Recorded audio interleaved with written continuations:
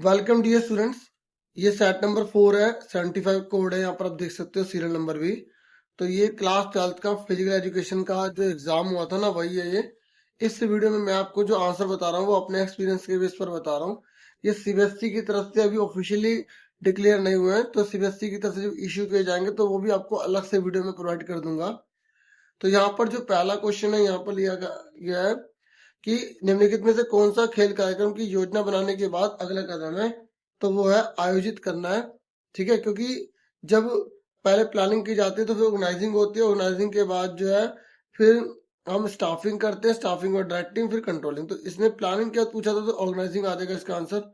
ठीक है, उसके बाद फिर यहाँ पर बोल रहा है डैश बच्चों और युवाओं की क्षमता और कौशल को खेल के मैदान पर प्रदर्शित करने के कार्यक्रम है, तो हम यहाँ पर खेल दिवस लिखेंगे। ठीक है, यह स्पोर्ट्स डे है।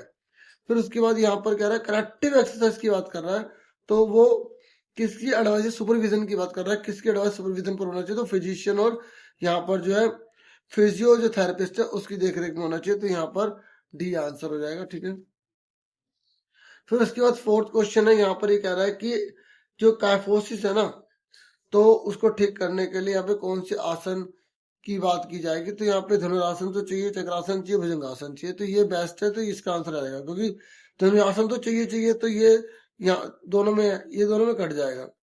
ठीक है, और भुजंगासन भी जरूरी है, तो ये इसमें लिखा नहीं है। तो ये आंसर ये आ गया। इस तरीके से इसका आंसर डी हो जाएगा। फिर ये पांचवा क्वेश्चन है, यहाँ पर ये कह रहा है कि अस्थमा और जो उच्च रक्तचाप है, दोनों के लिए कॉमन कौन सा जो है ना यहाँ पे आसन है उसकी बात की जा रही है। तो दोनों के लिए ये कॉमन है, तो इसका आंसर क्या देगा, ए। फिर उसके बाद ये ना उत्तान मुंडकासन और जो वक्रासन है, ये दोनों में होता है। आप देखोगे ना आपकी बुक में भी लिखा हुआ है। फिर सिक्स जो है यहाँ पर आपको इस आसन का नाम बताना, तो ये क्या उत्तान मुंडकासन हो जाएगा। फिर ये विजुअली इम्पेयर्ड वालों के लिए, तो यहाँ पे कह रहा है कि योग मुद्रा में कैसे बैठते हैं, तो पद्मासन में बैठना पड़ेगा, कलाइयों को पीठ के पीछे पकड़ना पड़ेगा, आगे झुकना पड़ेगा और माथे से स्पर्श, जो फर्श है ना उसको स्पर्श करना पड़ेगा। तो ये आंसर इसका जो बी हो जाएगा। अगर विजुअली इम्पेयर्ड बच्चे के लिए आंसर है, उनको करना था, जो पिक्चर नहीं करते। ठीक है, फिर यहाँ पर 7वें नंबर पर है, ये कह रहे हैं 1948 में लंदन के ओलंपिक में दिव्यांग व्यक्तियों के लिए गठबंधन द्वारा निम्नलिखित में से कौन सी प्रतियोगिता आयोजित की गई, तो वह व्हील चेयर प्रतियोगिता है। ठीक है, व्हील चेयर कॉम्पिटिशन है। उसके बाद ये कह रहा है शब्द मुझे जीतने दो, लेकिन अगर मैं नहीं जीत सका तो मुझे प्रयास में बहादुर बनने दो। तो ये लाइन किसकी है, विशेष ओलंपिक की है, स्पेशल ओलंपिक की है। ठीक है, और जो है उसके बाद ये ए हो जाएगा आंसर। फिर नेक्स्ट है 9th में, तो इसकी मैचिंग करनी थी, तो इसका आंसर क्या है, डी। ठीक है, तो यहाँ इससे आप आराम से पता लगा लेते, तो बाकी आप आराम से कर ही लोगे। ठीक है, तो समझ में आ गई, ये आंसर है, क्योंकि जो प्रोटीन है वो बॉडी को रिपेयर करता है ना, सेल को रिपेयर करता है। तो ए का थर्ड किस में लिखा था, इसी में लिखा था। कार्बोहाइड्रेट जो है वो सोर्स ऑफ एनर्जी है, तो बी का फर्स्ट इसमें लिखा था। फैट का इसमें लिखा हुआ है, और ये तो इसलिए आंसर जो है ना इसका क्या आएगा, डी आ जाएगा। फिर उसके बाद ये बेसल मेटाबॉलिक बीएमआर के बारे में बोला, कौन सी बात सही है, तो आराम की स्थिति में शरीर की कार्य प्रणाली को बनाए रखने के लिए आवश्यक कैलोरी की संख्या है, ये बीएमआर। ठीक है, it is the number of the calories needed to maintain body function at rest. फिर उसके बाद जो है यहाँ पर जो है 11वें नंबर पर है, ये कह रहा है निम्नलिखित में से कौन सा श्वसन तंत्र पर व्यायाम का दीर्घकालिक प्रभाव पड़ेगा। जैसे हम बहुत सारे ये एक्सरसाइज कर रहे हैं, तो उसका लॉन्ग टर्म इफेक्ट क्या होगा, the rate of exchange gases increases, हमारा रेट ऑफ एक्सचेंज गैस का वो ज्यादा बढ़ जाएगा, तो ये ज्यादा बेनिफिट रहेगा। ठीक है, उसके बाद जो है यहाँ पर हमें दे रखा है 12th, तो ये कह रहा है जब कोई वस्तु या पिंड स्थिर वेग से चलायमान हो और उसकी गति या दिशा में कोई परिवर्तन ना हो, तो वह गतिशील संतुलन है। ठीक है, ये कह रहा है एग्जाम्पल यहाँ दे रहा है, तो ये दोनों बातें ठीक लिखी, इसका रीजन भी ठीक लिखा है, तो इसलिए इसका आंसर जो है वो ए होना चाहिए। ठीक है, तो ए हो जाएगा। उसके बाद ये जो यहाँ पे 13 है, तो ये बहुत आसानी था, मैचिंग करनी थी। तो ये बताना था कि कौन सा फ्रिक्शन इसमें अप्लाई हो रहा है जब हम चेयर को पुश कर रहे हैं। तो यहाँ पर जब चेयर को हम पुश कर रहे हैं, तो वो इनमें से किसका मतलब इंडिकेशन करता है यहाँ पर, तो वो स्लाइडिंग की बात ही कर रहा है। ठीक है, फिसलने वाला क्वेश्चन हो गया। ठीक है। और सी वेव जो है वो इस तरीके से हो रही है, और वो फ्लूइड है, पानी का है तो फ्लूइड का ही हो गया। तो बी का थर्ड किस में लिखा है, तो बी का थर्ड दो जनों में लिखा हुआ है यहाँ पर देखो। ऐसे कटिंग वाले तरीके से भी आप आराम से कर सकते हैं। और ये कह रहे हैं मूविंग हैवी ऑब्जेक्ट को हमें क्योंकि उनको मतलब मूव करवाना है, ठीक है, तो स्टैटिक फ्रिक्शन का यूज करेंगे, ठीक है। और जो स्केटिंग है, स्केटिंग में जो है आपको पता ही है कि गोल गोल से लगे होते हैं तो रोलिंग फ्रिक्शन हो जाएगा, तो इसलिए आंसर इसका क्या आ जाएगा, तो इस हिसाब से इसका आंसर सी हो जाएगा, ठीक है।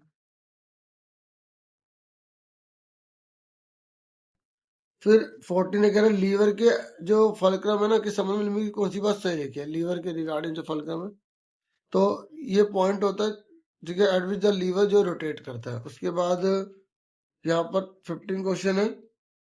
तो अब 15 में देखो मैं आपको थोड़ा सा बताऊं, यहाँ पर ना एक मैच की स्थिति के दौरान दो एथलीटों की क्रिया प्रतिक्रिया अलग अलग होती हैं। ये कह रहा है, ये बात लिखी, ये कह रहा है देखो यहाँ पर तो उसकी फिजिकल एक्टिविटी को बता रहा है। यहाँ पे लिखा है जो व्यक्तित्व है ना किसी व्यक्ति की विचार विशेषता और व्यवहार दृष्टिकोण आत्म, यहाँ पे पर्सनैलिटी की बात कर रहा है, लेकिन इसका खेल वाली बातें नहीं कर रहा, लेकिन बातें दोनों सही लिखी है, ठीक है।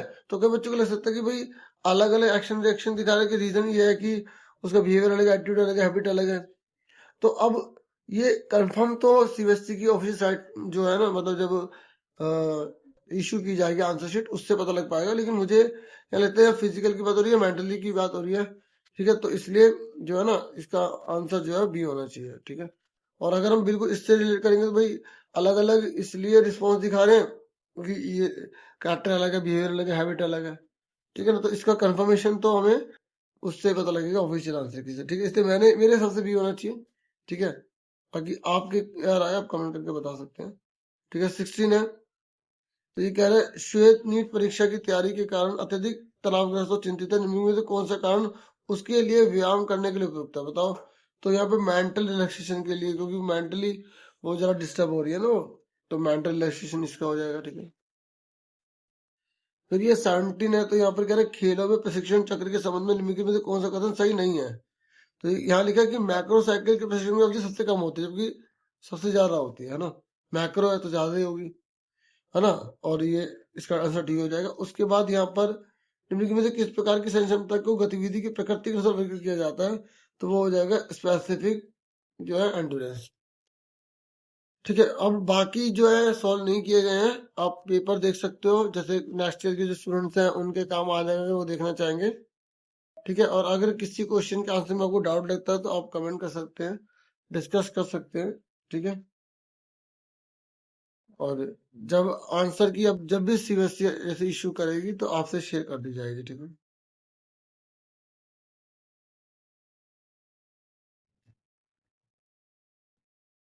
तो आप ये देख लीजिए,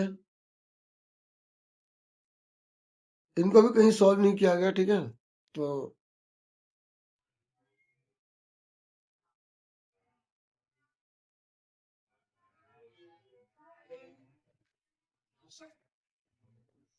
पैसेज काफी है, लेकिन अगर हमें चैप्टर्स की नॉलेज है तो आराम से हम उसे कर सकते थे। इस बार जो क्वेश्चन आंसर जैसे आते हैं तो उनको यहाँ पे पैसेज में दिया गया है, ठीक है। लेकिन पेपर कैसा आप कमेंट करके बता सकते हैं। एमसीक्यू थोड़े से जो है इजी भी है, कुछ थोड़े बहुत मतलब डीपली भी है ना। बाकी आपकी क्या राय है, आप डिसाइड कर सकते हैं। बाकी जो क्वेश्चन आंसर है वो तो बहुत इजी लगे हैं, बाकी आप बताना, ठीक है।